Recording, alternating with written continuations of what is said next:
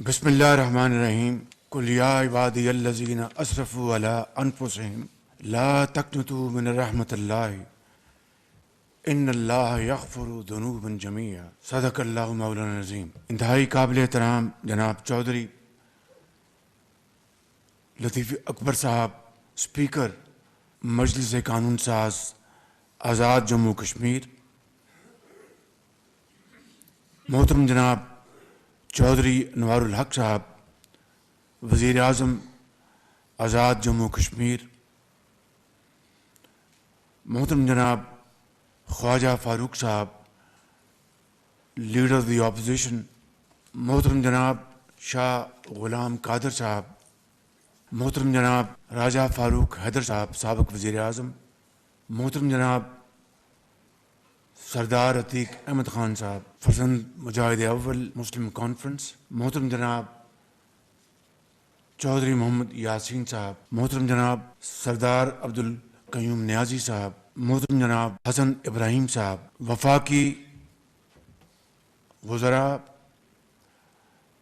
امیر مقام صاحب، وزیر کشمیر گلگت بلتستان حریت کانفرنس کے زعماء اور انتہائی قابل احترام معزز اراکین مجلس قانون ساز آزاد جموں کشمیر، خواتین و حضرات، السلام علیکم۔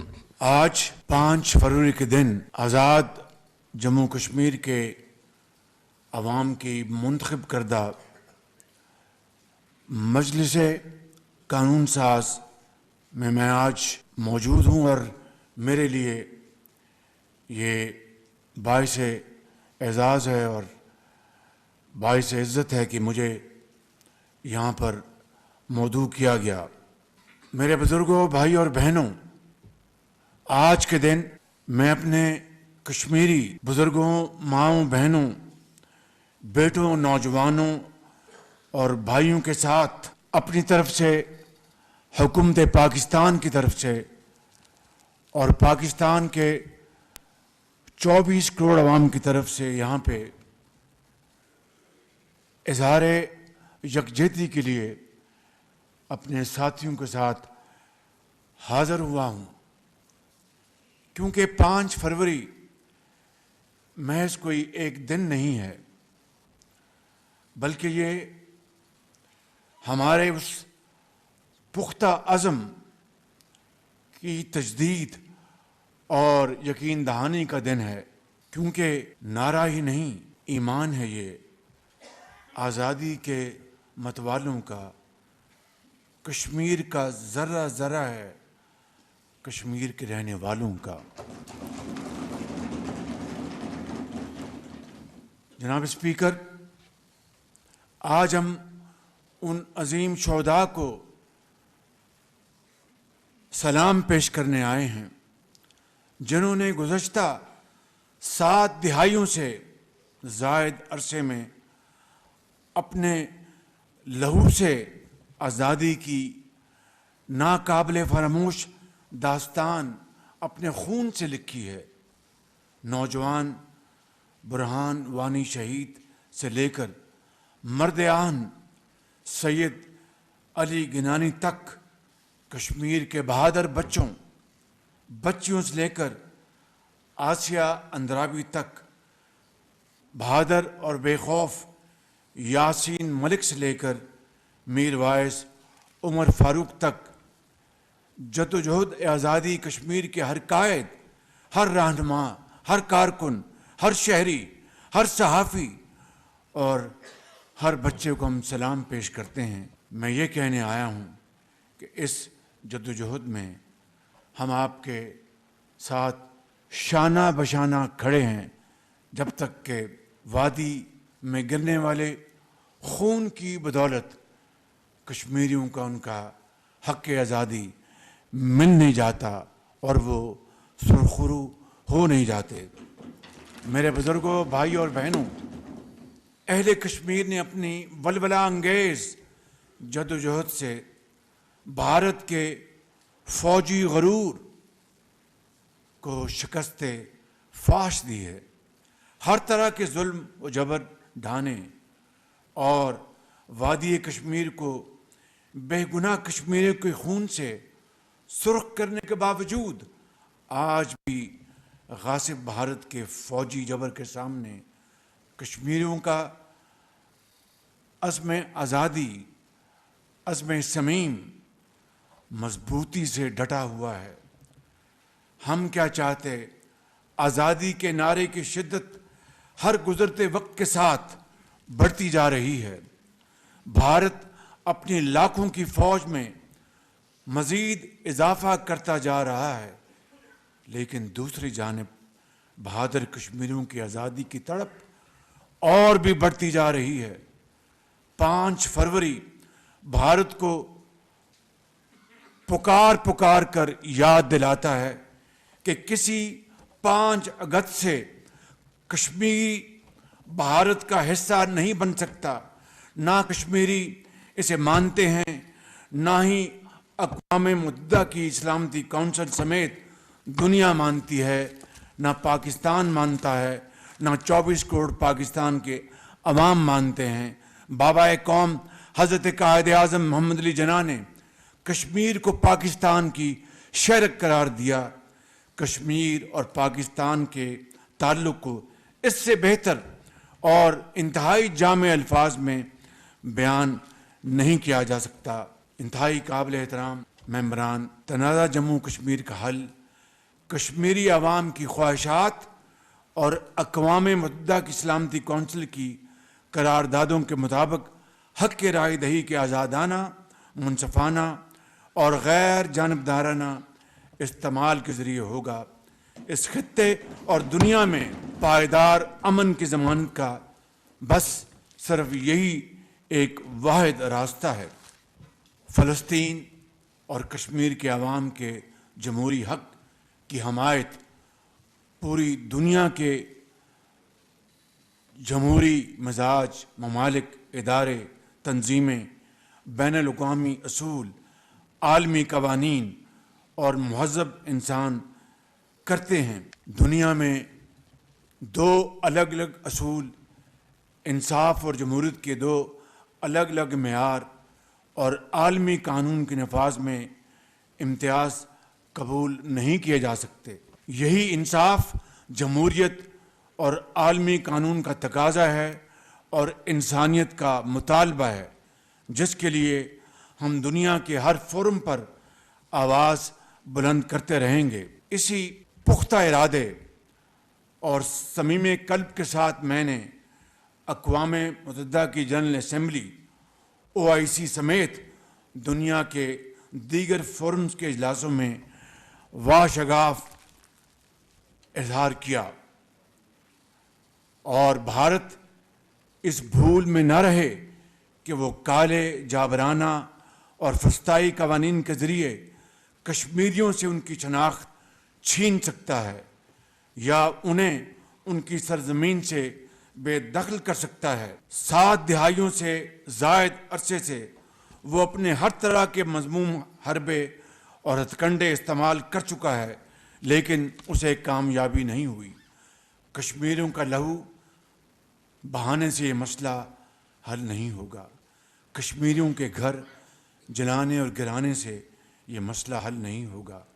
کشمیری نوجوانوں کو ماورائے عدالت قتل کرنے سے یہ مسئلہ حل نہیں ہوگا۔ کشمیری بچوں اور بچیوں کو ان کو شہید کرنے سے یہ مسئلہ حل نہیں ہوگا۔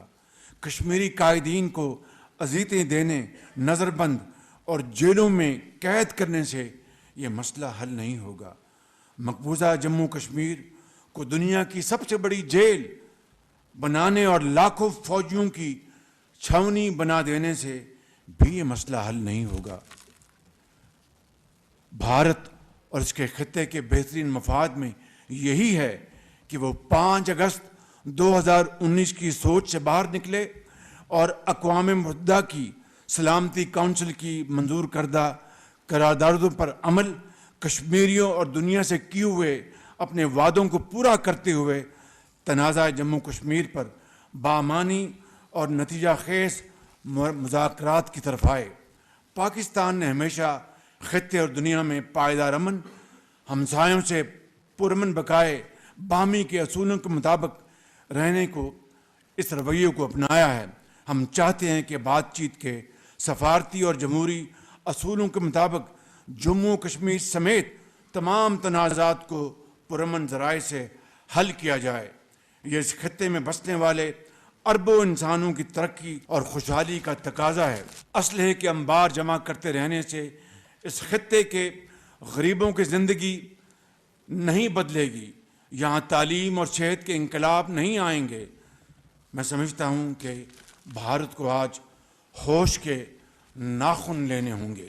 یہ علم کا دور ہے جس میں علم کی بلندیوں اور انسانیت کی بہتری کے لیے ایک دوسرے سے بڑھ کر کچھ کر دکھانے کی دوڑ ہے۔ لہو بہانے والوں کو تاریخ میں ہمیشہ ظالم اور قاتل کے طور پر یاد رکھا جائے گا۔ انسانیت کا دکھ دور کرنے والے ہی تاریخ میں عزت کا مقام پاتے ہیں۔